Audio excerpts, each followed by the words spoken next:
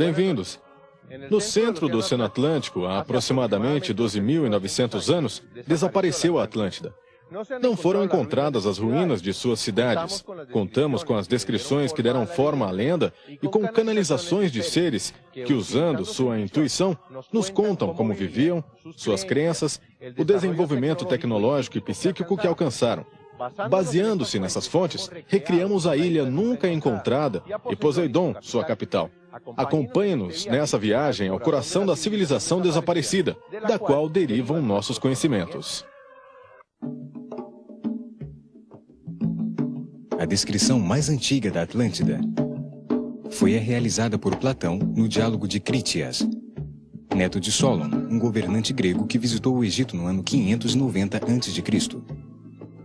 Recebeu as informações de sacerdotes egípcios.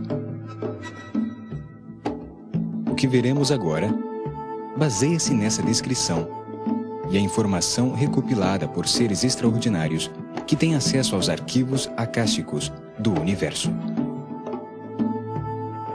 Ali se armazena a memória da natureza. Contém todas as experiências passadas e presentes de todos e cada um dos indivíduos nesse planeta. Cada ser vivo está imerso em um mar de energias como um peixe na água. Encontra-se sempre em contato com os ritmos e harmonias de todas as energias de seu universo. Mas apenas poucos são conscientes dele. Os clarividentes usam faculdades que todos os seres humanos têm de forma latente. Podem perceber por diferentes canais os 5 sentidos tradicionais. E captam eventos que acontecem à distância, no espaço e no tempo, armazenados nos arquivos acásticos.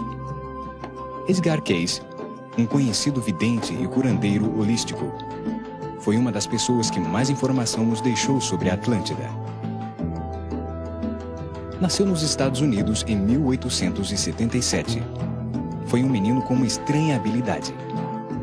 Conseguia dormir com a cabeça sobre um livro e no dia seguinte acordava sabendo todo o seu conteúdo. Aos 21 anos, perdeu sua voz. E com a hipnose, diagnosticou seu próprio problema e a maneira de se curar. Descobriu assim que podia diagnosticar e dizer como curar, e por isso, mais tarde, curou milhares de pessoas. Cayce era um católico convicto. Sempre acreditou em uma inteligência maior ou a primeira causa de toda a criação. Nessas leituras psíquicas, começou a aparecer informação sobre vidas passadas de diferentes pessoas na Atlântida. Cayce ficou convencido de que os seres humanos nascem várias vezes para poder evoluir espiritualmente. Outra vidente que deixou informação sobre a Atlântida foi Helena Blavatsky. Escreveu em 1877 Isis Sem Véu e a Doutrina Secreta, livros que falam do desenvolvimento da história da humanidade, desde o início em um estado pré-físico de ser, antes de tomar a forma de matéria. Ela afirmou que seus livros estão baseados em um trabalho religioso de origem atlante chamado O Livro de Dzyan. Situou uma cadeia de 10 ilhas na metade do Atlântico, onde disse que viveu a 4ª raça, o 4º estado de evolução da humanidade, até ter se afundado sob as águas do Atlântico há 12.900 anos. Outra fonte sobre a Atlântida é o livro Um Habitante de 2 Planetas, publicado em 1899, com informação canalizada por uma entidade que se chamava Philos, o tibetano. Tem a particularidade de descrever de maneira precisa tecnologias que naquele tempo ainda não tinham sido inventadas. Afirma que os espíritos dos homens que viveram na Atlântida começaram a voltar para a Terra desde o século XIX, em número suficiente para afetar o desenvolvimento tecnológico atual. Voltaram para continuar crescendo nos caminhos de sua evolução e seguir além da grandeza perdida, à medida que a mente e a alma se expandem. Charles Webster. Foi chamado naquele tempo de mestre cientista do ocultismo. Deixou também grande quantidade de informação sobre a Atlântida e a antiga Lemúria.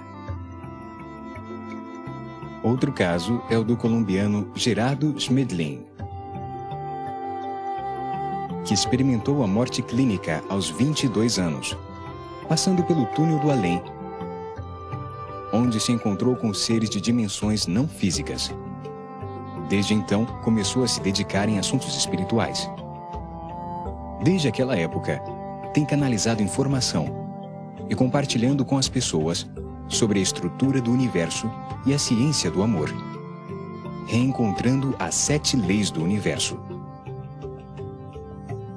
Naturalmente, utilizaram as traduções dos textos escritos por Thoth, o Atlante, das Tábuas Esmeralda, hoje desaparecidas. Toda essa informação obtida por meios psíquicos, junto com os dados históricos levantados por Platão, nos permite ilustrar o mundo desaparecido da Atlântida, para tirá-lo das águas da inconsciência, onde está submerso.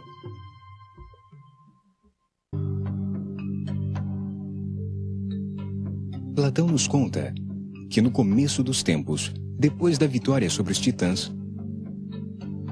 os 3 filhos de Cronos, Zeus, Hades e Poseidon, se dividiram e repartiram o mundo. Ficou para Poseidon o governo das águas e a ilha da Atlântida. Ali viviam os mortais Evanor e Leucipa, com Clito, sua única filha, da qual se apaixonou perdidamente. Com ela teve 5 casais de gêmeos, e os primeiros que nasceram se chamaram Atlas e Gadeiros, o mesmo nome que tinham os 2 vulcões gêmeos que dominavam a ilha. Atlas, o primogênito, se transformou no primeiro rei da ilha e colocou o seu nome Atlântico, o oceano que a rodeava. Teve 7 filhas com Pleione: Maia, Merope, Asterope, Taigeta, Selaeno, Electra e Alcione. As 7 Atlantes, que os gregos chamaram de Pleiades. Cada uma correspondia a uma das ilhas da Atlântida.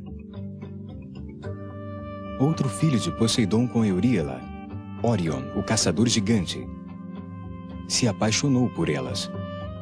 Mas conta a lenda que elas preferiram morrer afogadas sob as águas antes de ceder às suas pretensões.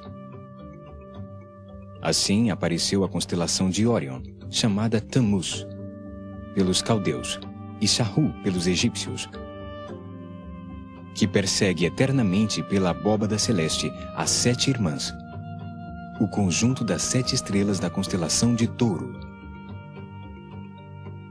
Assim começa a monarquia Atlante, que por muitos milhares de anos foi de caráter hereditário, embora mais tarde, com a evolução de sua sociedade, começou a se escolher o rei por votação popular.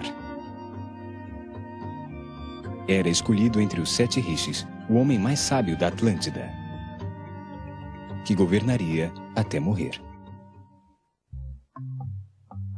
Platão situa a cadeia de ilhas que formaram a Atlântida no mar Mediterrâneo, depois das colunas de Hércules, que se encontraram no Estreito de Gibraltar.